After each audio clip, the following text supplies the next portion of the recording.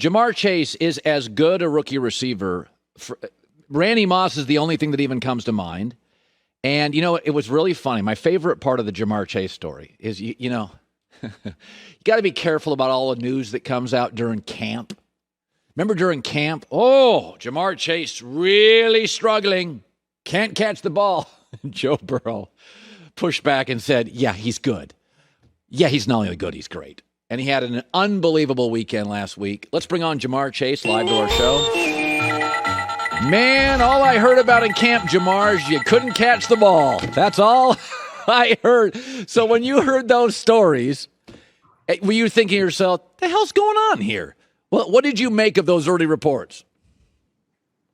Yeah, I was really not going about it, letting it go through one ear, out the other ear, just staying on my craft and working, trying to focus on the season upon me. Much like a Justin Jefferson, you've walked into this league and you are really good, really fast. Now, that's hard. That's hard for legends. That was hard for Jerry Rice, the late Walter Payton. Was there a moment early in the season for you, Jamar, that you kind of knew, hey, listen, I have a chance to be exceptional year one? Were there moments? Was it at camp? Was it at games? Did you feel you had a kind of a breakthrough where you knew, I'm picking this pro football thing up fast? It was really just on me getting down to offense. Once I got down to offense and, getting comfortable with the offense and the game of speed, I really felt comfortable immediately.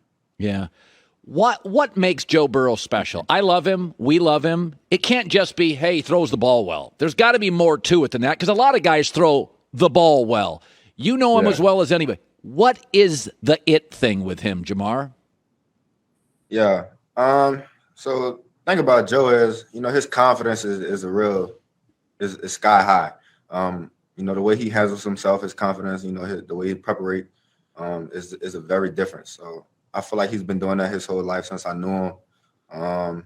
Even in college, he was coming to me with the preparation about, the tendencies with DBs and how they gonna play me. That's something, he's always told me, and now it's upon myself, to go out and figure it out myself. But, that's something about Joe. He pays attention to all the DB's tendencies, and that's how he, pick and chooses who he wants.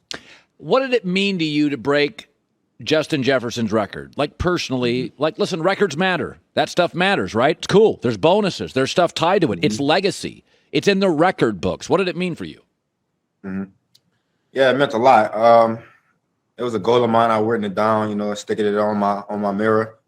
I did that in college, and, it's been with me ever since. Now I get to go back and call Justin, rub it in his face, a little bit, get to chat with him.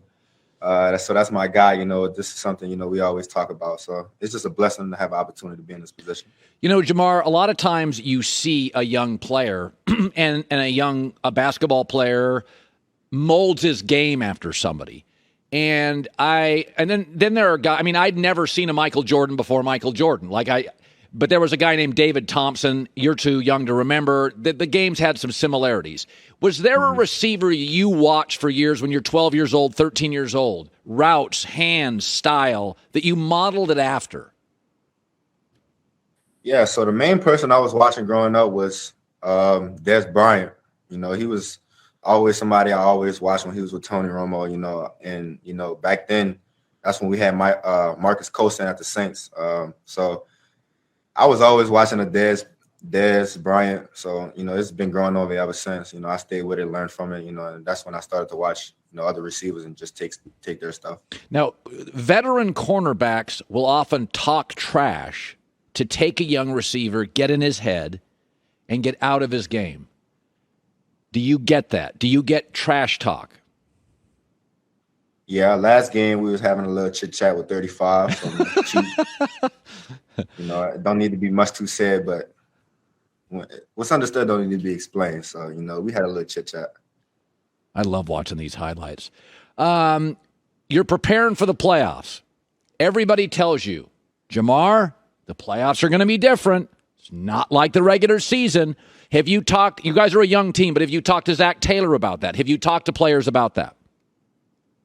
No, I haven't talked to any players yet. I definitely want to ask, some of the high praise receivers that's in the league. If I could get in contact with them, what should I expect, what covers, should I expect that, a lot of teams bring out in the playoffs that they might not bring out in the regular season.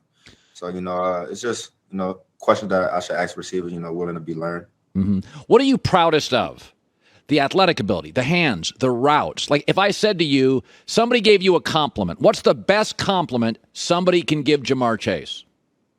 Out of everything, I would say my speed, because in college, I actually didn't think I was this fast. Derek Stingley used to tell me all the time, bro, you faster than what you think. So my speed is something I love complimenting.